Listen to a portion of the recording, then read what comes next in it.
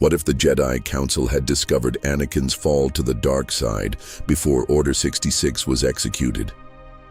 What if instead of sending Obi-Wan alone to confront his former apprentice, they had launched a coordinated strike against the newly christened Darth Vader? Today, we're exploring one of the most dramatic what-if scenarios in Star Wars history, where the fate of the galaxy hinges on a single devastating ambush on the volcanic world of Mustafar. In our timeline, Anakin's transformation into Darth Vader caught the Jedi Council completely off guard.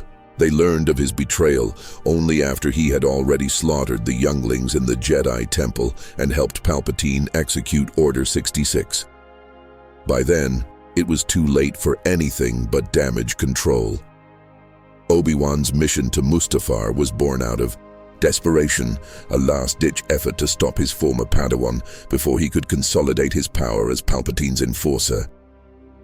But what if things had unfolded differently? What if the Jedi Council had somehow learned of Anakin's corruption before the Purge began? The most likely scenario involves Padme Amidala, her heart breaking as she watches the man she loves transform into something monstrous before her very eyes. In the canonical timeline, she confronted Anakin alone on Mustafar, driven by love and desperation. But what if, in her anguish and terror, she had reached out to the only people she thought might be able to save him? Imagine Padme in her apartment on Coruscant, her hands trembling as she activates her private communicator. The holographic figure of Master Yoda appears before her, his ancient eyes immediately sensing her distress. Through broken sobs, she tells him everything. Anakin's confession about the Tusken Raiders, his dreams of her death, his growing obsession with power, his rage at the Council, and finally, the unthinkable truth that he has pledged himself to Darth Sidious and slaughtered the younglings at the Jedi Temple.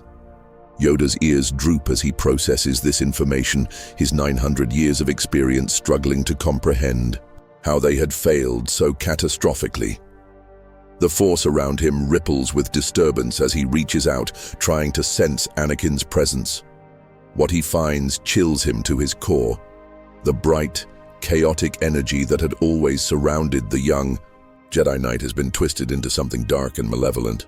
The boy who was supposed to bring balance to the Force has become a wellspring of imbalance that threatens to poison everything around him. The emergency session of the Jedi Council that follows is unlike any in the Order's 1,000-year history. Master Windu paces the chamber like a caged Nexu, his normally controlled demeanor cracking under the weight of this revelation. How had they missed the signs? How had the Chosen One himself fallen to the dark side under their very noses? His purple lightsaber seems to pulse with his agitation, responding to his emotional turmoil in a way that would normally concern him. But these are not normal times. Kit Fisto sits in stunned silence, his usually cheerful tentacles hanging limp around his shoulders.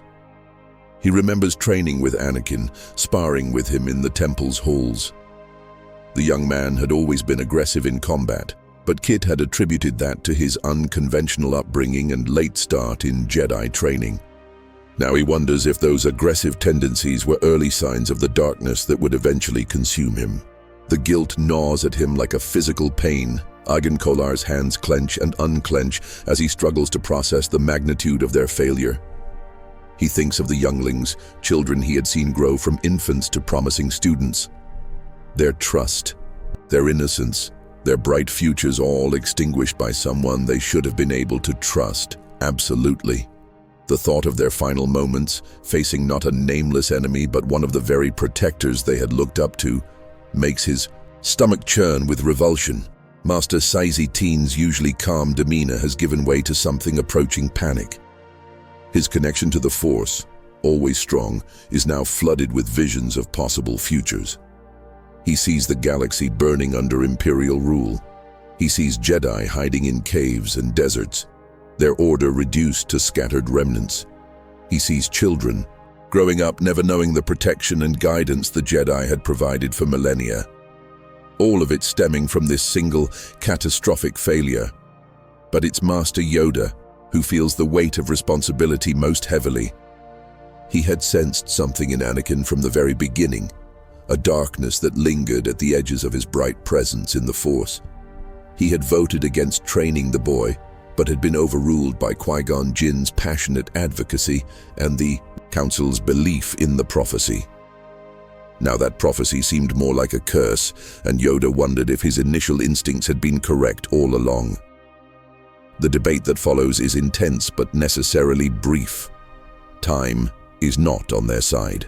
Every moment they delay gives Anakin more opportunity to consolidate his position, to grow stronger in the dark side, to cause more damage to the galaxy they have sworn to protect. Some masters argue for attempting negotiation, for trying to reach whatever remains of Anakin Skywalker beneath the darkness. They point to his past heroism, his genuine care for those he loved, his role in countless victories during the Clone Wars. But Mace Windu's voice cuts through their hopes like his lightsaber through battle droid armor. He reminds them of the younglings, of the trust that was betrayed, of the innocent blood on Anakin's hands. More pragmatically, he points out that Anakin's power in the Force makes him incredibly dangerous even in his fallen state. The dark side feeds on passion and emotion, and Anakin has always been driven by intense feelings. In his current state, approach him with anything less than overwhelming force would be suicidal. Master Yoda, though heavy-hearted, agrees with Windu's assessment. The time for mercy and understanding has passed. Anakin Skywalker made his choice when he ignited his lightsaber in the youngling's chamber. Now they must deal with the consequences of that choice, not as teachers trying to guide a wayward student, but as guardians protecting the galaxy from a threat unlike any they have ever faced. The strategic planning begins immediately. This will not be the honorable single combat the Jedi tradition might normally demand. This is a military operation designed to neutralize an existential threat as quickly and efficiently as possible. They select their strike team carefully. Master Windu will lead the assault, his mastery of Varpad making him uniquely suited to face a dark side opponent of Anakin's power. Kit Fisto's exceptional lightsaber skills and experience in aquatic combat make him valuable for the varied terrain of Mustafar. Agen Kolo's defensive expertise will be crucial for protecting the team from Anakin's likely Force attacks. And then there is Master Yoda himself. At nearly 900 years old, his presence on such a dangerous mission is unprecedented. But his connection to the Force is unmatched, and his combat skills, though rarely displayed, are legendary among those who know the true history of the Order. If anyone can match Anakin's raw power in the Force, it is the Grand Master of the Jedi Order. As they prepare for departure, each master processes the gravity of what they are about to attempt in their own way. Mace Windu spends hours in meditation, honing his connection to his unique fighting form. Varpad requires its practitioner to channel dark side energy and redirect it back at their opponent. Against Anakin, surrounded by the volcanic fury of Mustafar and consumed by his own hatred, Windu will have more dark side energy available than ever before. The challenge will be channeling it without being consumed by it himself. Kit Fisto retreats to the temple's training halls, running through lightsaber forms with a precision and intensity that draws concerned glances from passing Padawans. His movements are fluid and graceful as always, but there's a deadly edge to them now that speaks to the seriousness of their mission.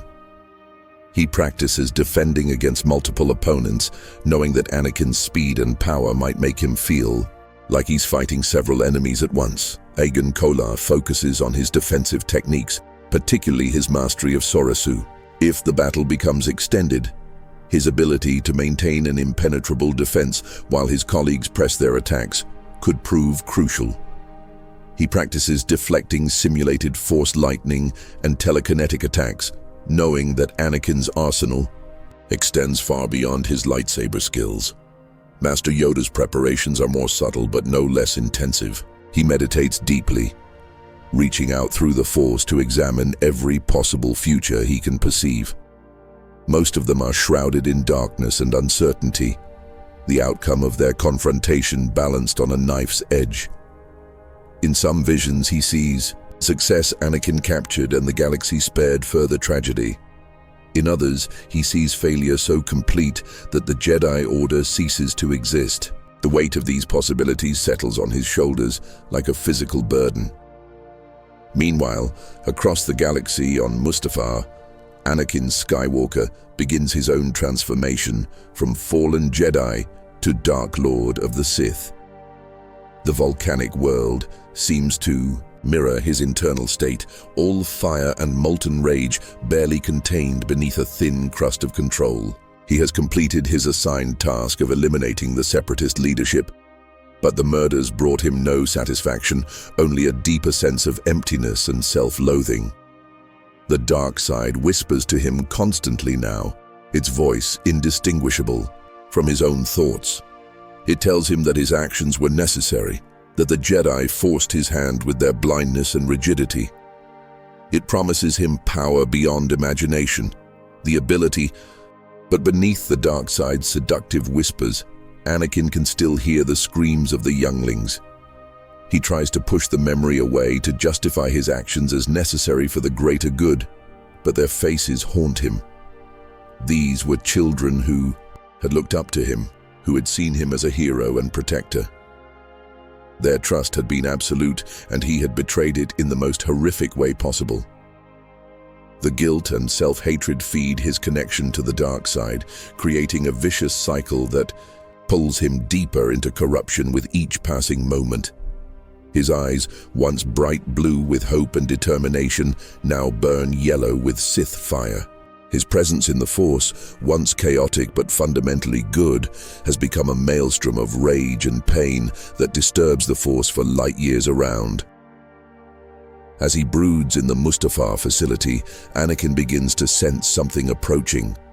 Multiple presences, familiar yet somehow alien, moving toward his location with deadly purpose. His first instinct is confusion. He had expected Obi-Wan to come for him eventually, his former master's stubborn sense of duty making such a confrontation inevitable. But these are not the measured, disciplined thoughts of Obi-Wan Kenobi. These are the focused, lethal intentions of warriors preparing for battle. Recognition dawns like a cold fist around his heart. Master Windu, his presence sharp and aggressive, like his purple lightsaber. Kit Fisto, his thoughts flowing like water but carrying an undercurrent of grim determination. Agen Kohler, his mind fortified like the defensive forms he has mastered. And beneath them all, ancient and vast as the ocean, the unmistakable presence of Master Yoda himself. The realization that the entire Jedi Council has come for him fills Anakin with a rage so pure and consuming that the very air around him seems to ignite. How dare they? How dare they treat him like some common Sith apprentice to be hunted down and destroyed? He is Anakin Skywalker, the chosen one, the hero of the Clone Wars. He has saved the galaxy more times than he can count, and this is how they repay him, by coming to murder him like a rabid animal. The dark side feeds on his indignation, growing stronger with each surge of anger and resentment. Anakin's connection to the Force expands, drawing power not just from his own emotions, but from the volcanic energy of Mustafar itself. The planet's molten core pulses in rhythm with his heartbeat, its raw elemental fury becoming an extension of his will. The Jedi strike team arrives at Mustafar in the early hours of the planet's artificial day cycle, when the volcanic activity is at its most subdued. Their ships approach from different vectors, maintaining communication silence to avoid alerting their target.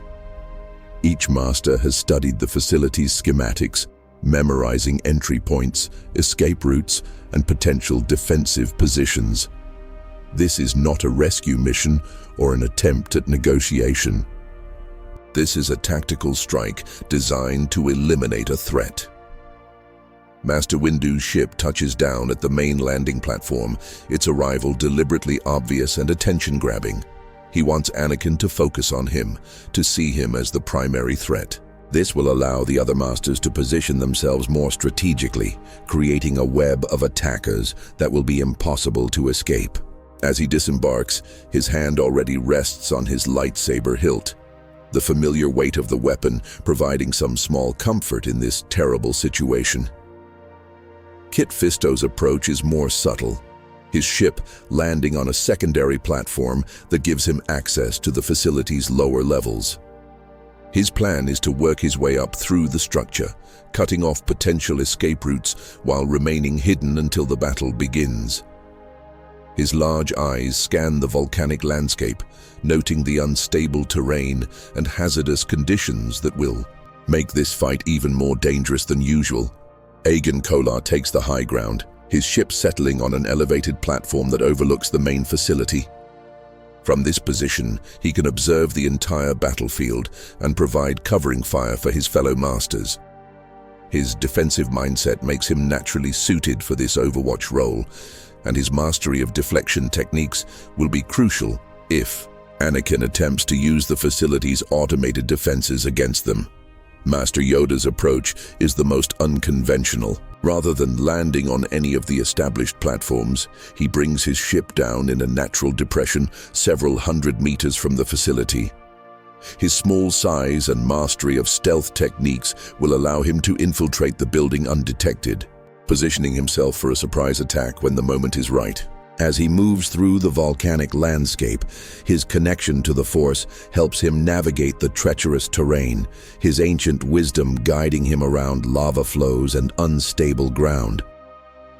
The facility itself is a monument to separatist industrial might, its massive structures designed to withstand the harsh conditions of Mustafar's surface. Conveyor belts carry raw materials through the complex, while automated systems refine and process the planet's mineral wealth. The air is thick with sulfurous fumes, and the heat is oppressive, creating an environment that would be challenging, even without the threat of lightsaber combat. As the masters take their positions, they can feel Anakin's presence growing stronger and more chaotic. His emotional state is like a storm in the Force, all lightning and thunder with no calm center.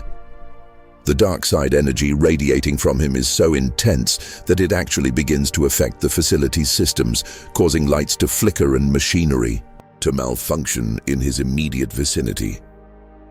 Inside the main control room, Anakin stands before a wall of monitors displaying the facility's operations. But he's not seeing the industrial processes or the streams of data flowing across the screens. Instead, he's watching the tactical display that shows 4 distinct heat signatures moving into position around the facility. 4 Jedi Masters, come to judge him, come to destroy him, come to deny him the power he needs to save the woman he loves. The rage that fills him in this moment transcends anything he has felt before. It's not the hot anger that drove him to slaughter the Tusken Raiders or the cold fury that enabled him to kill the younglings. This is something pure and elemental, a force of nature given human form. The dark side responds to his emotion by flooding his body with power, enhancing his strength, speed, and reflexes to superhuman levels. When the first phase of the battle begins, it's not with the traditional challenge or exchange of words that might be expected from such a confrontation. This is war, not a duel, and the time for civility has long passed. Master Windu enters the main chamber with his purple lightsaber, already ignited, its distinctive hum echoing off the metal walls. His face is set in grim determination, his connection to Varpad already beginning to channel the dark side energy that permeates the facility. Anakin's response is immediate and savage. His blue blade springs to life as he launches himself across the chamber, his enhanced speed allowing him to cover the distance in a single Force-assisted leap. The collision of their lightsabers sends a shockwave through the facility's structure, metal groaning and sparks flying as the sheer force of their meeting overwhelms the building's ability to contain it. The lightsaber techniques displayed in these opening moments surpass anything seen during the Clone Wars. Windu's Varpad flows like liquid lightning, each strike precisely calculated to exploit openings while creating new ones. But Anakin's style has evolved since his fall, his traditional Gemso now infused with the raw aggression and unpredictability of the dark side. His attacks come from impossible angles, his blade seeming to bend reality as he channels force energy through his strikes. The battle between these two masters of lightsaber combat rages through the control room, leaving destruction in its wake. Control panels explode in showers of sparks as errant blade strikes find their mark. The facility's main computer systems begin to fail as feedback from their force-enhanced combat overwhelms the delicate electronics. Warning alarms blare throughout the complex as critical systems go offline one by one. It's at this moment of apparent stalemate that Kit Fisto makes his entrance. The Nautolan Jedi Master emerges from the facility's lower levels like a ghost, his green lightsaber casting eerie shadows on the walls as he moves. His approach is fluid and silent, his aquatic heritage giving him an almost supernatural grace as he navigates the industrial environment. Anakin senses the new arrival just moments before Kit Fisto strikes, his connection to the Force screaming a warning that saves his life. He spins away from Windu's incoming attack, his lightsaber moving in a defensive arc that barely deflects Fisto's blade. Now he faces two opponents, their combined skill and coordination forcing him to fight more defensively than his aggressive nature prefers. The addition of a second opponent changes the entire dynamic of the battle. Where Anakin had been able to match Windu's ferocity with his own, now he must divide his attention between two distinct fighting styles. Windu's Varpad continues to channel the dark side energy around them, each strike carrying the weight of controlled fury. Fisto's form is more fluid, his attacks flowing like water around obstacles, finding gaps in Anakin's defense that the fallen Jedi struggles to close. But Anakin is no ordinary opponent, and his connection to the dark side gives him resources that even these master combatants struggle to counter. His lightsaber work becomes increasingly frantic, but also increasingly powerful, each strike carrying enough force to shatter metal and stone. More importantly, he begins to supplement his blade work with force techniques that push the boundaries of what should be possible. A gesture sends a wave of telekinetic energy crashing into Kit Fisto, lifting the Nautolan off his feet and hurling him into a bank of computers. Sparks and debris rain down as Fisto crashes through the delicate machinery, his natural resilience the only thing saving him from serious injury. Before he can recover, Anakin has already turned back to face Windu, his yellow eyes blazing with Sith fire as he channels Force lightning through his fingertips. The purple blade of Windu's lightsaber deflects the electrical attack, but the sheer power behind it drives the Karun Master backward. The facility's metal floor conducts the residual energy, creating a deadly web of electricity that forces both Jedi to constantly adjust their footing. The air itself seems to crackle with malevolent energy as Anakin draws more and more power from the dark side. This is the moment when Agen Kolar makes his entrance, dropping through a shattered skylight like an avenging angel. His lightsaber, blue like Anakin's once was, cuts through the smoky air as he falls, aimed directly at the fallen Jedi's exposed back. It should be a killing blow, the perfect coordinated strike that ends the threat before it can grow any larger. But Anakin's connection to the Force has been heightened by his immersion in the dark side, and he senses the attack with time to spare. Rather than dodge, he does something that defies all conventional wisdom about lightsaber combat. He reaches out with his mechanical hand, grasping Kolar's blade directly. The energy field that gives a lightsaber its cutting power should sever his prosthetic limb instantly. But the dark side energy flowing through him creates a barrier that holds the weapon at bay. For a moment that seems to stretch into eternity, the three Jedi Masters stare in shock as Anakin holds a lightsaber blade in his bare hand. Then he twists his wrist with inhuman strength, and Kola's weapon flies from his grasp to clatter across the chamber floor. A backhanded blow from Anakin's other arm sends the weaponless master crashing into a support pillar, his body leaving a dent in the reinforced metal. The display of raw power sends a chill through the remaining combatants. This is not the Anakin Skywalker they remember from the Clone Wars, not even the fallen Jedi they had expected to face. This is something approaching a Force entity, a being whose connection to the dark side has transcended normal limitations. The realization hits them like a physical blow. They might not be strong enough to stop him. But even as doubt creeps into their minds, their training and discipline assert themselves. Kit Fisto rolls to his feet and retrieves his lightsaber, his large eyes reflecting the facility's emergency lighting as he prepares to rejoin the battle. Mace Windu settles into his Varpad stance, drawing even more deeply on the dark side energy that surrounds them.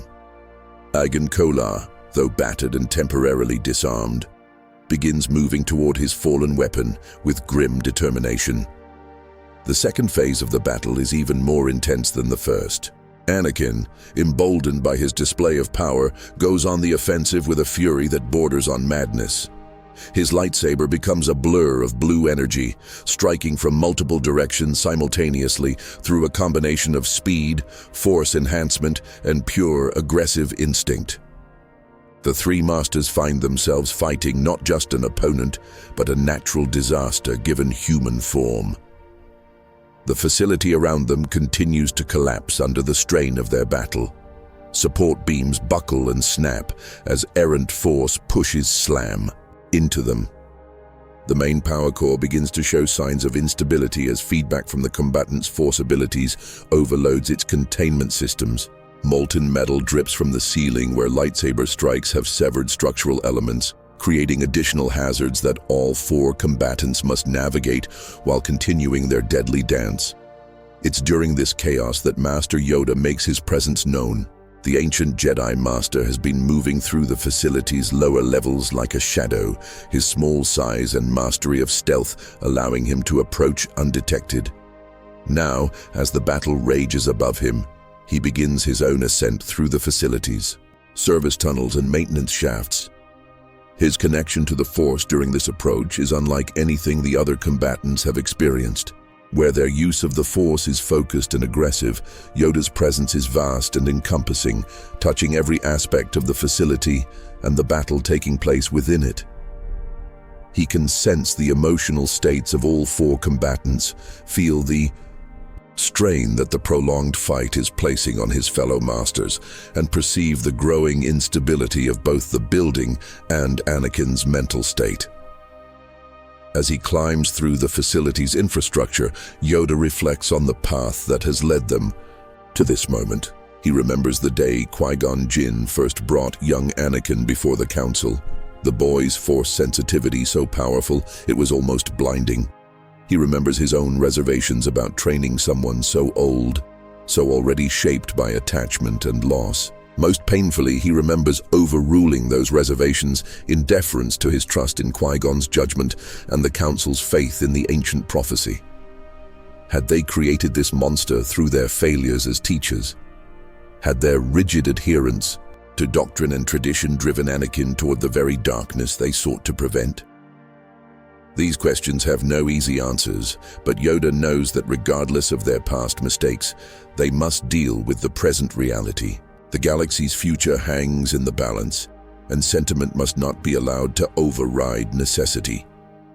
Above him, the battle has reached a crescendo of violence that threatens to bring down the entire facility. Anakin's rage has reached a peak that seems to draw power from Mustafar itself, the planet's volcanic energy flowing through him like blood through his veins. His attacks have become so powerful that each lightsaber strike creates shockwaves that crack metal and shatter glass throughout the complex. Master Windu's Varpad has pushed him to his absolute limits, the dark side energy he channels threatening to overwhelm his disciplined mind. His purple blade moves with machine-like precision, but even his legendary skill is barely enough to keep pace with Anakin's enhanced abilities. Sweat pours down his face as he maintains his defensive posture, each blocked strike sending vibrations through his arms that test his physical endurance. Kit Fisto's fluid combat style has adapted to become more aggressive, his natural grace giving way to calculated violence as he seeks openings in Anakin's defense. His green blade darts and weaves like a living thing, but even his creativity and adaptability struggle against an opponent who seems to break the fundamental rules of lightsaber combat with each exchange. Agen Kolar, having retrieved his weapon, focuses on defensive techniques that allow his colleagues to press their attacks. His mastery of Sorasu creates a barrier that Anakin cannot easily penetrate, but the strain of maintaining such perfect defense against an opponent of this caliber is immense. His breathing comes in controlled gasps as he deflects strike after strike, each successful defense a minor victory against overwhelming odds. The arrival of Master Yoda changes everything. The ancient Jedi Master emerges from a maintenance hatch behind Anakin like a green shadow, his presence in the Force suddenly blazing like a star as he drops his concealment. His lightsaber, so small it seems almost toy-like, ignites with a snap hiss that cuts through the chaos of battle like a bell-tolling judgment. Anakin spins to face this new threat, his yellow eyes widening as he recognizes the diminutive figure behind him. For a moment, something that might be fear flickers across his features. This is not just another Jedi Master come to stop him. This is Yoda, Grand Master of the Order, wielder of power that legends are made of. Even corrupted by the dark side, some part of Anakin remembers the respect and awe he once felt in this being's presence. But that moment of hesitation passes quickly, replaced by a rage so pure it seems to set the air itself on fire. How dare the ancient master come before him now? Where was Yoda's wisdom when Anakin needed guidance? Where was his power when Shmi Skywalker died in her son's arms? Where was his compassion when the Council refused to grant Anakin the rank of master he deserved? The confrontation between Yoda and Anakin transcends mere physical combat. This is a clash between the accumulated wisdom of 9 centuries and the raw, chaotic power of unlimited passion. Yoda's fighting style, so rarely seen that few living beings have witnessed it, flows like liquid lightning as he engages the fallen Chosen One. His small form becomes a blur of motion, his lightsaber seeming to be everywhere at once as he demonstrates why he has been the Order's greatest warrior for nearly a millennium. But Anakin is no longer bound by the limitations that once constrained his power. The dark side flows through him like molten durasteel, enhancing his strength, speed, and precognitive abilities to levels that approach the mythical. His blue lightsaber meets Yoda's green blade in a shower of sparks that illuminates the entire chamber, the force of their collision sending shockwaves through the facility's already stressed structure. This display of power pushes even Master Yoda to his limits. The ancient Jedi Master has faced Sith Lords and dark side entities throughout his long life, but nothing quite like this fusion of unlimited emotion and planetary-scale force manipulation. His own connection to the Force deepens in response, drawing on reserves of power that he has not accessed in centuries, but even his legendary abilities struggle against an opponent who has essentially become one with the dark side itself. The other masters, recognizing that their participation might actually hinder rather than help at this level of combat, focus their efforts on containing the battle's destruction and preparing for whatever outcome might emerge. Mace Windu uses his mastery of Varpad to absorb and redirect the excess dark side energy that radiates from the confrontation, preventing it from destabilizing the facility's remaining systems. Kit Fisto and Agen Kolar work together to reinforce the chamber's structural integrity, their combined force abilities barely sufficient to prevent a complete collapse. Now we reach the moment where the timeline splits, where the future of the galaxy hangs in the balance between two possible outcomes. In exploring both possibilities, we can see how the smallest factors might tip the scales toward light or darkness. In the first scenario, Master Yoda's centuries of experience and unshakable connection to the light side of the Force begin to tell against Anakin's raw but undisciplined power. The fallen Jedi's rage, while providing tremendous strength, also makes him increasingly reckless and predictable. His attacks, though powerful beyond measure, become more straightforward as his emotional state overwhelms his tactical thinking. Yoda recognizes this shift and adapts his strategy accordingly. Rather than matching Anakin's power directly, he begins to redirect and deflect it, using the fallen Jedi's own momentum against him. His lightsaber work becomes more defensive, focused on wearing down his opponent's stamina while avoiding the devastating strikes that could end the duel instantly. The turning point comes when Anakin, frustrated by his inability to overwhelm, the ancient master makes a crucial error. Overextending himself in a powerful overhead strike, he leaves his left side exposed for a fraction of a second. Yoda's blade, moving with the precision of 9 centuries of training, finds its mark. The green lightsaber severs Anakin's remaining organic arm at the shoulder, sending the limb spinning away into the molten depths of Mustafar's surface. The shock and pain of the injury disrupts Anakin's connection to the Force, causing his channeling of the planet's volcanic energy to falter. Without that supernatural enhancement, he becomes merely an incredibly powerful but still mortal opponent. The other masters, seizing this opportunity, close in with coordinated attacks that leave him no room to recover. Mace Windu's purple blade finds Anakin's mechanical legs, severing them with surgical precision. Kit Fisto uses the Force to bind the fallen Jedi's remaining limbs, preventing any final desperate attacks. Agen Kolar retrieves a set of Force-suppressing restraints from their equipment, devices designed to contain dark-side users without killing them. As Anakin lies defeated and bound on the facility's collapsing floor, the reality of his situation begins to penetrate the haze of rage and pain that has dominated his thoughts. The dark side, which had promised him unlimited power, has abandoned him in his moment of greatest need. The voices that whispered of strength and victory have fallen silent, leaving him alone with the consequences of his choices. The physical pain of his injuries is nothing compared to the emotional agony that overwhelms him as clarity returns.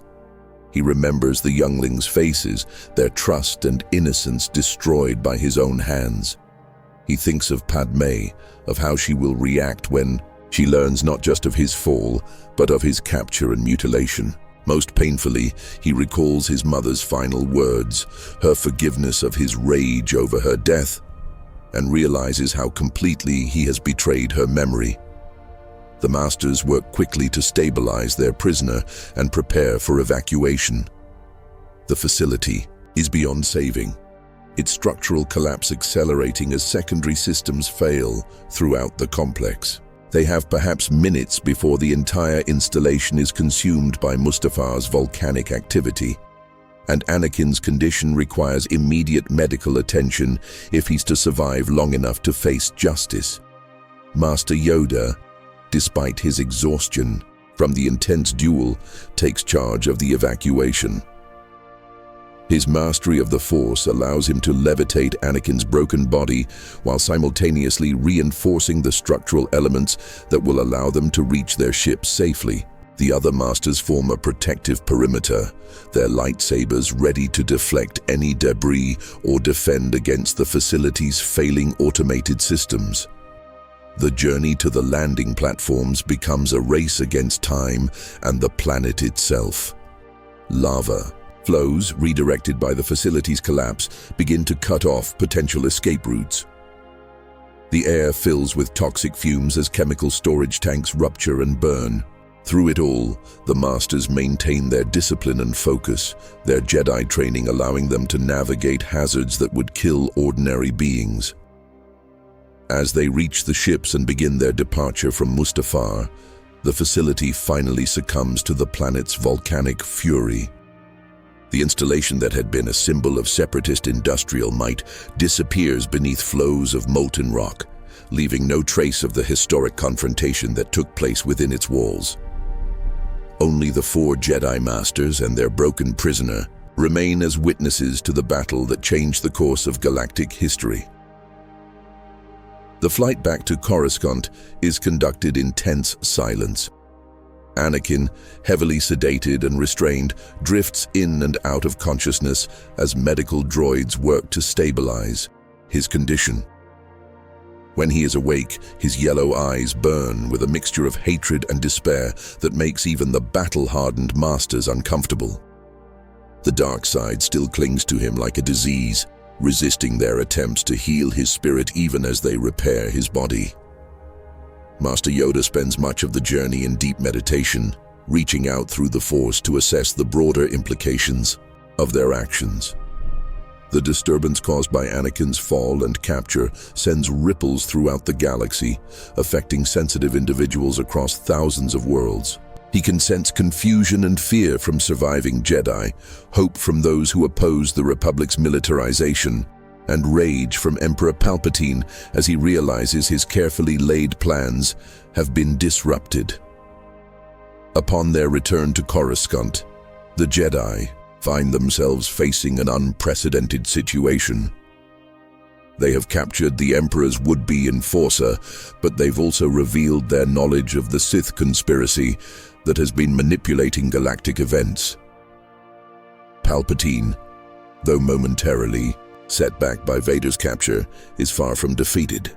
His political power remains intact, and his mastery of manipulation ensures that he will find new ways to consolidate his control over the galaxy. The interrogation of Anakin Skywalker becomes a crucial battleground for the galaxy's future. His broken state, stripped of the dark side power that had sustained him, he reveals the full extent of Palpatine's deception. The Chancellor's true identity as Darth Sidious, the manipulation of both sides during the Clone Wars, the systematic elimination of potential threats to Sith rule, all of it spills from Anakin's lips in a torrent of confession and recrimination, but confession alone cannot undo the damage that has been done.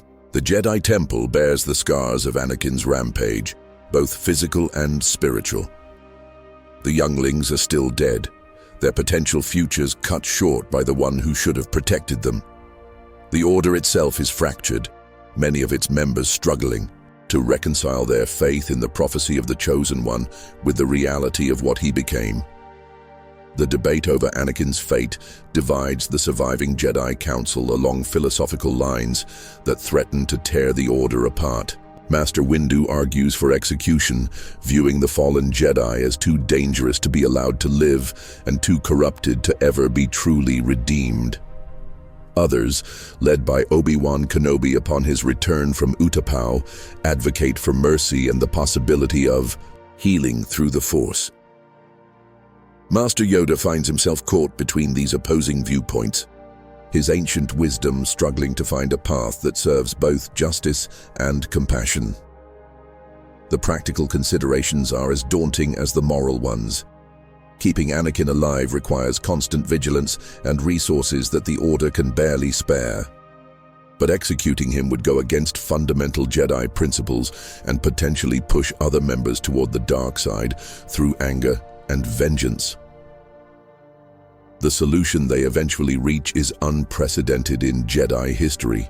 Anakin is confined to a specialized facility designed to contain Force-sensitive individuals, but he is also placed under the care of healers dedicated to helping him find his way back to the light. It's a process that could take years, or even decades, with no guarantee of success.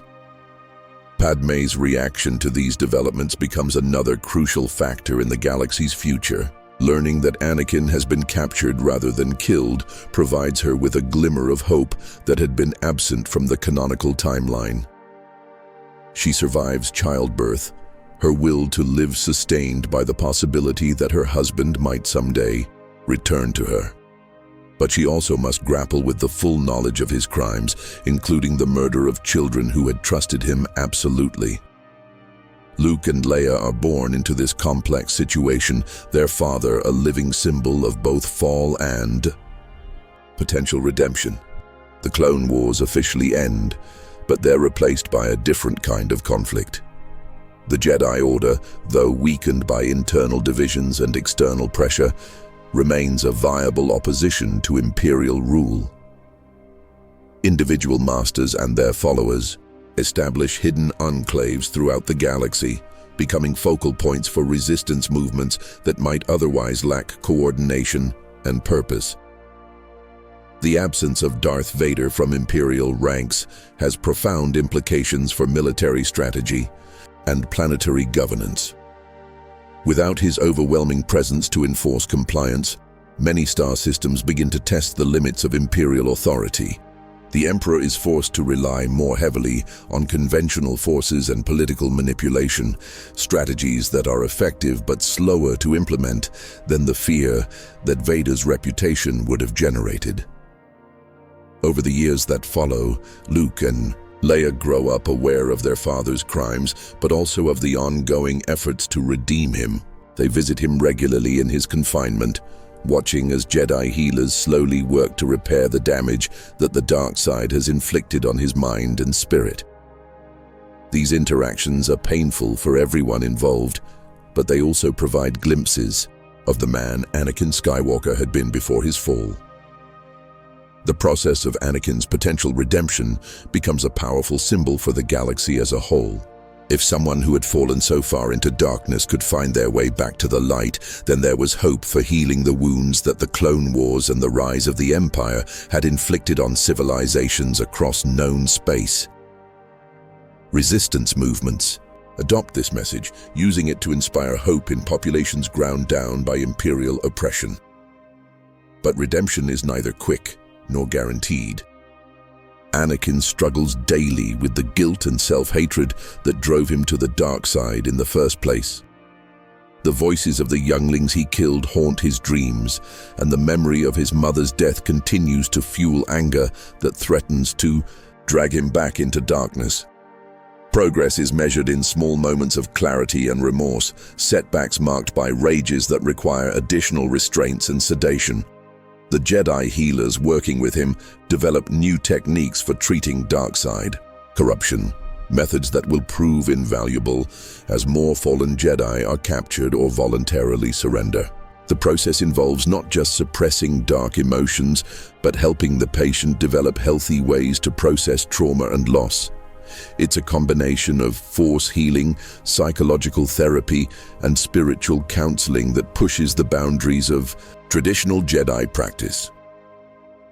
Master Yoda takes a personal interest in Anakin's treatment, visiting regularly to assess his progress and provide guidance to the healing teams. These encounters are awkward and painful, the weight of mutual failure hanging between them like a physical presence.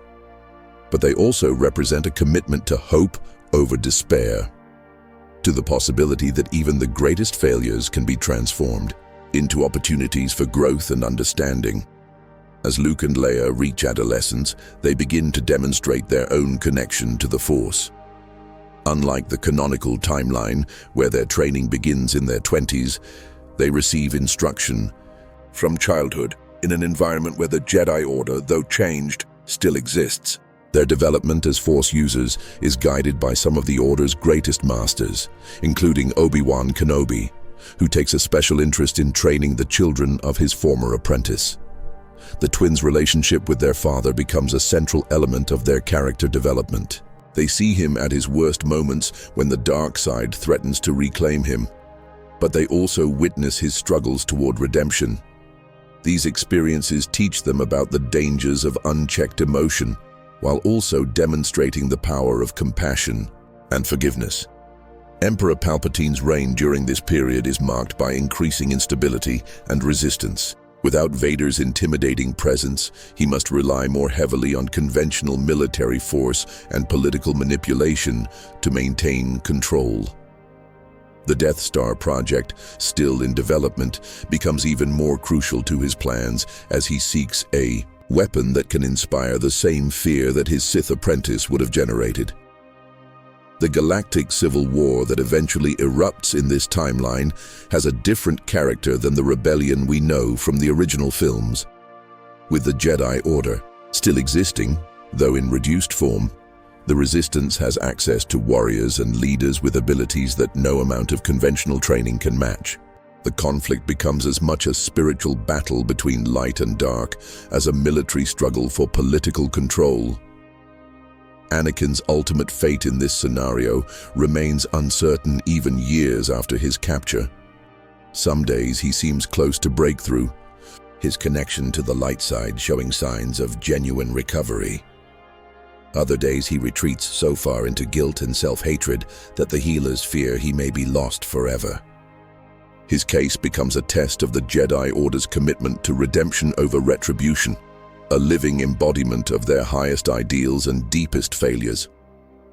The alternative scenario, where Anakin's power proves too great even for multiple Jedi Masters, leads to consequences that are even more catastrophic than the canonical timeline. In this darker possibility, the fallen Chosen One's connection to the volcanic energy of Mustafar pushes his abilities beyond anything the galaxy has ever witnessed. His rage becomes so pure and consuming that it approaches a force phenomenon, transforming him from a fallen Jedi into something resembling a dark side entity. The battle in this timeline reaches levels of destruction that threaten to tear apart the fabric of space-time itself. Anakin's channeling of Mustafar's planetary energy creates gravitational disturbances that affect the entire star system, pulling asteroids from their orbits and destabilizing the cosmic balance that has existed for millennia. The facility becomes ground zero for a cataclysm that approaches cosmic significance. Master Yoda, recognizing that conventional combat techniques are insufficient against this level of power, attempts something that violates every principle of Jedi philosophy. Drawing on the combined life force of his fellow masters, he tries to create a force barrier strong enough to contain Anakin's expanding influence. It's a technique that borders on the dark side itself, requiring him to treat his colleagues as expendable resources rather than valued individuals. The sacrifice of Kit Fisto comes first, his life energy channeled through Yoda's ancient wisdom to create a temporary shield against Anakin's assault. The Nautolan Master's final moments are filled with understanding rather than resentment, his last conscious act, a willing contribution to the greater good. But even this sacrifice only delays the inevitable, as Anakin's power continues to grow. Beyond any possible containment, Agen Kola's death follows quickly, his defensive mastery proving inadequate against forces that transcend physical reality.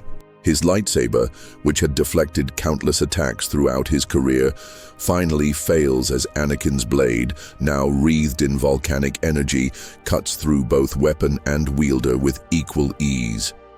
The Master's last thought is a prayer to the Eye Force that his death might somehow serve to protect the innocent. Mace Windu's end is perhaps the most tragic, as his mastery of Varpad becomes his downfall. The technique that had allowed him to channel dark side energy throughout his career is overwhelmed by the sheer magnitude of Anakin's corruption. The purple-bladed lightsaber that had been his signature weapon for decades becomes a conduit for dark side energy so pure that it burns away his connection to the light. He dies not as a Jedi, but as something approaching a Sith. His final moments consumed by the very darkness he had spent his life fighting. Master Yoda faces Anakin alone. In the end, his 899 years of wisdom and experience pitted against power that defies comprehension. The ancient master fights with everything he has, drawing on techniques and abilities that have been forgotten for centuries. But even his legendary skills cannot match what Anakin has become. The duel that follows is less a lightsaber battle than a cosmic event, reality itself bending under the strain of their conflict. The facility's destruction in this timeline is absolute, the entire structure consumed not by lava flows, but by the raw force energy that Anakin radiates. The very molecules of the building are torn apart and reassembled, creating new elements that should not exist in nature. The gravitational disturbances caused by the battle create a brief but devastating black hole that consumes everything within a 100-kilometer radius.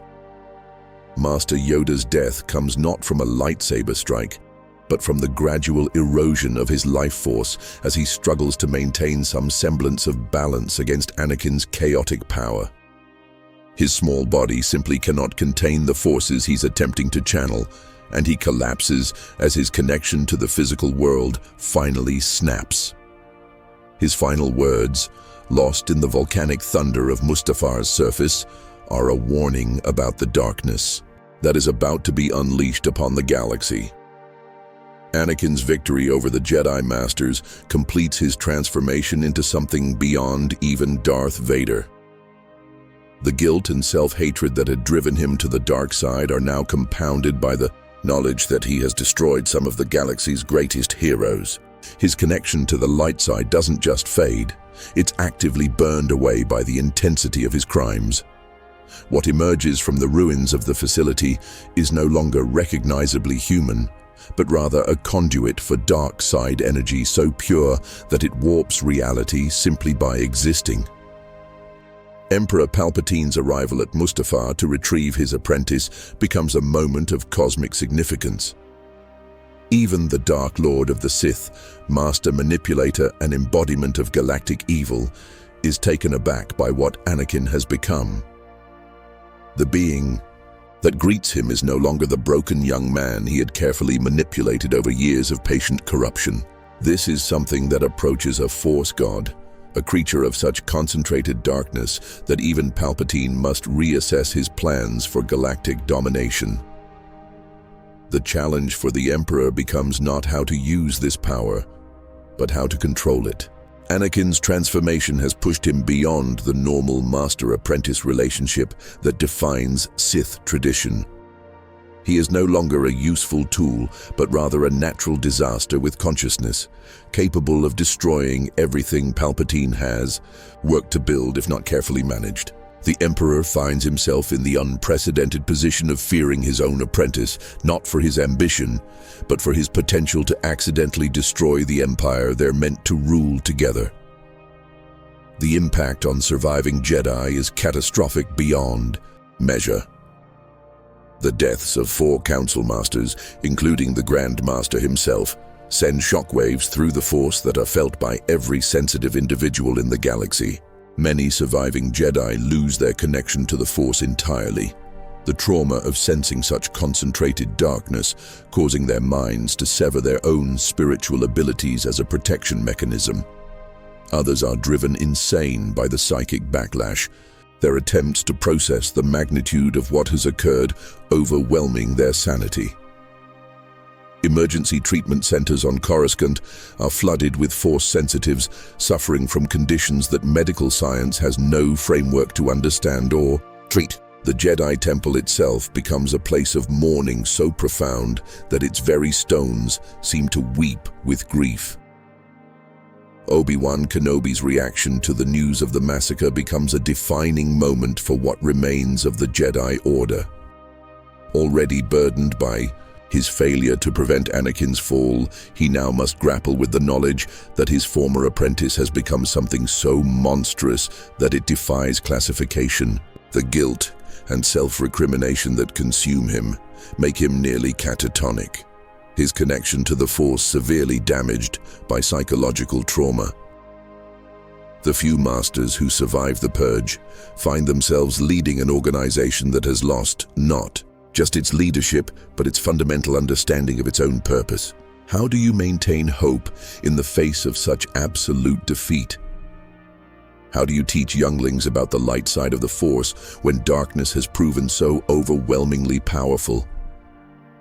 These questions fragment the remaining Jedi into competing factions, some advocating for aggressive resistance, while others promote withdrawal from galactic affairs entirely. Padmé's fate in this timeline becomes even more tragic than in the canonical version. Learning that Anakin has not just fallen, but has become something that murdered the galaxy's greatest champions of justice breaks her spirit completely. She dies in childbirth, not from a broken heart, but from a shattered soul. Her connection to life severed by the magnitude of what her love has become. Her final words are an apology to her unborn children for the father they will inherit. Luke and Leia's upbringing in this darker timeline occurs under the shadow of a father who is regarded as the greatest monster in galactic history. They are hidden not just from Imperial forces, but from a galaxy that would view them as potential carriers of their father's corruption. Their Jedi training, when it eventually begins, must overcome not just their own emotional struggles, but the active fear of their teachers that they might inherit their father's capacity for absolute evil. The absence of compassionate Jedi leadership in this timeline means that Luke's development follows a very different path. Without figures like Obi-Wan and Yoda to guide him, he learns about the Force from Jedi who are themselves traumatized and fearful.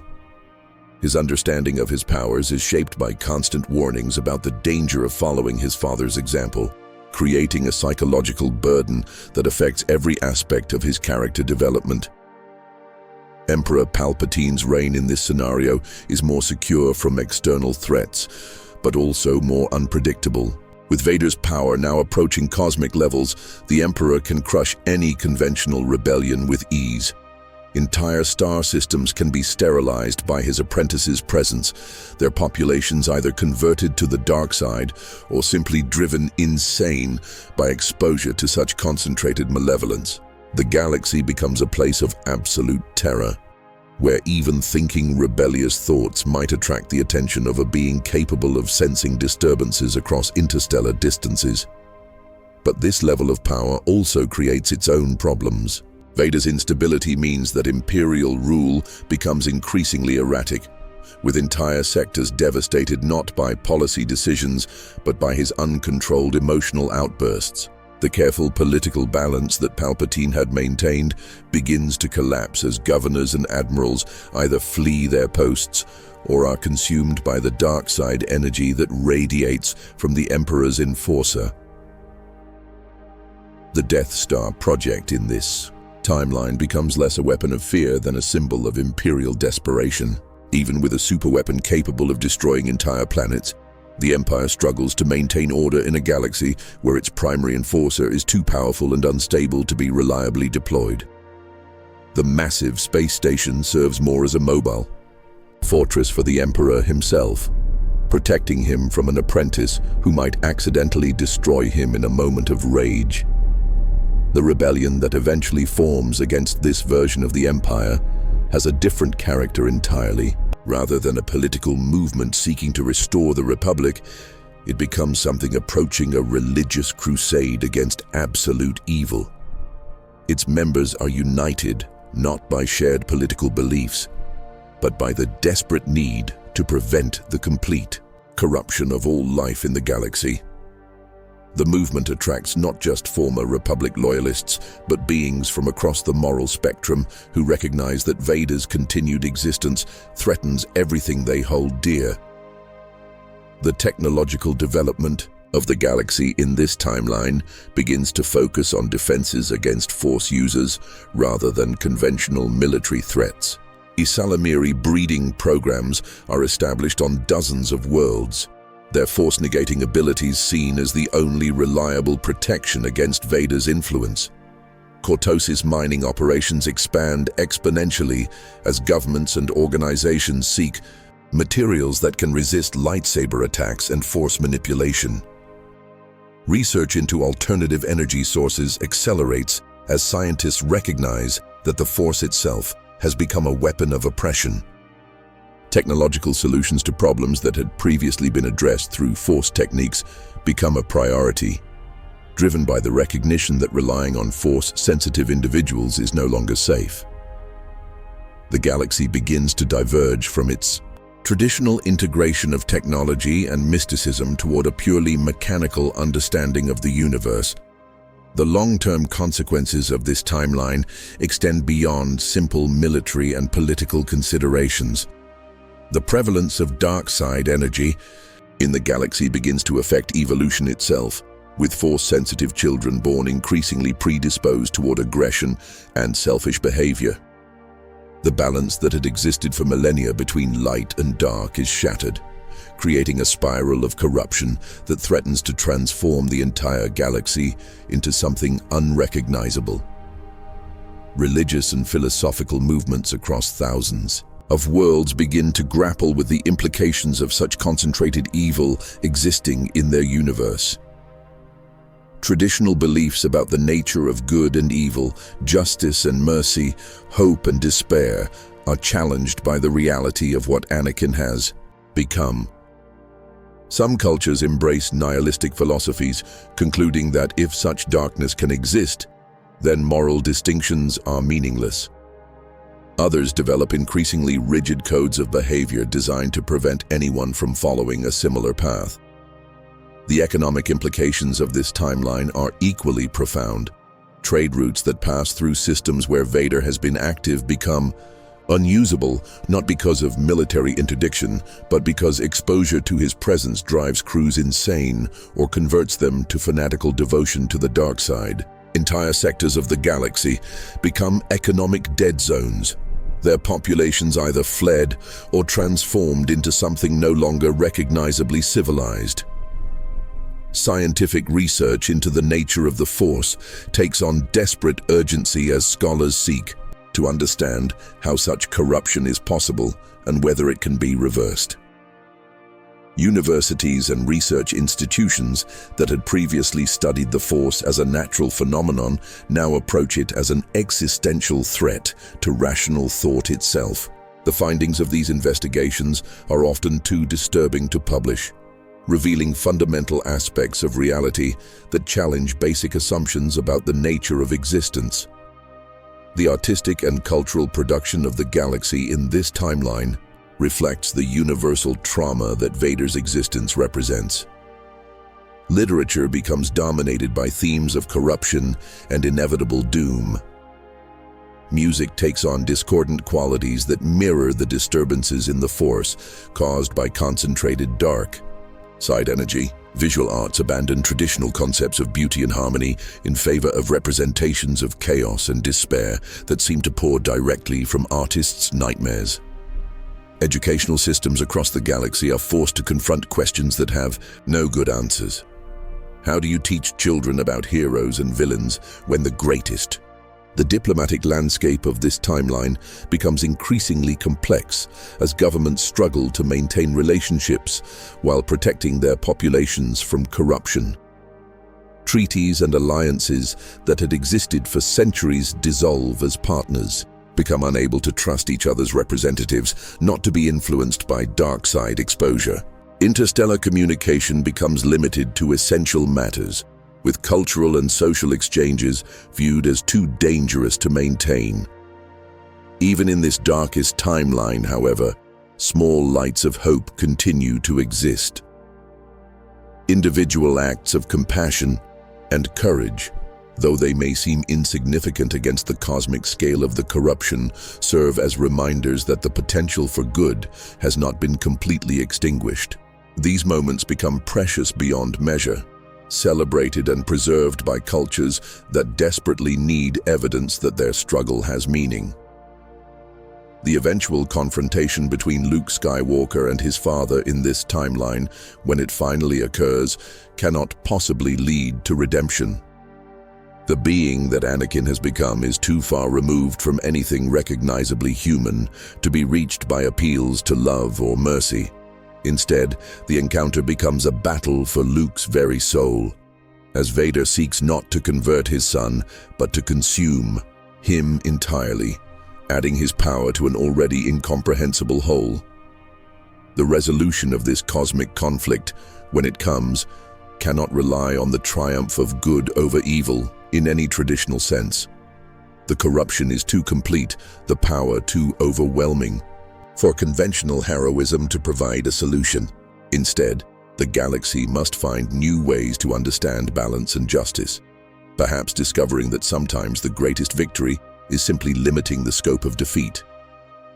Both timelines, whether they end in Anakin's capture and possible redemption, or his transformation into cosmic evil demonstrate the profound impact that individual choices can have on the fate of entire civilizations.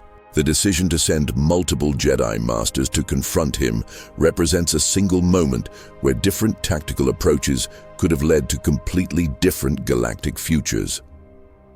The tragedy of Anakin Skywalker in either scenario lies not just in his personal fall from grace, but in the ripple effects that his choices create across time and space. The Chosen One, prophesied to bring balance to the Force, instead becomes an agent of ultimate imbalance, his very existence forcing the galaxy to confront fundamental questions about the nature of good and evil, hope and despair, redemption and damnation. These alternative histories remind us that the Star Wars galaxy, for all its epic scope and cosmic significance, ultimately turns on human choices and human failures. The greatest battles are fought not with lightsabers and starships, but in the hearts and minds of individuals facing impossible decisions with incomplete information and imperfect wisdom. Whether Anakin's story ends in redemption or ultimate corruption, it serves as a powerful reminder that even the smallest choices can echo across the stars, shaping the destiny of countless worlds and the lives of trillions of beings who will never know the names of those whose decisions determine their fate.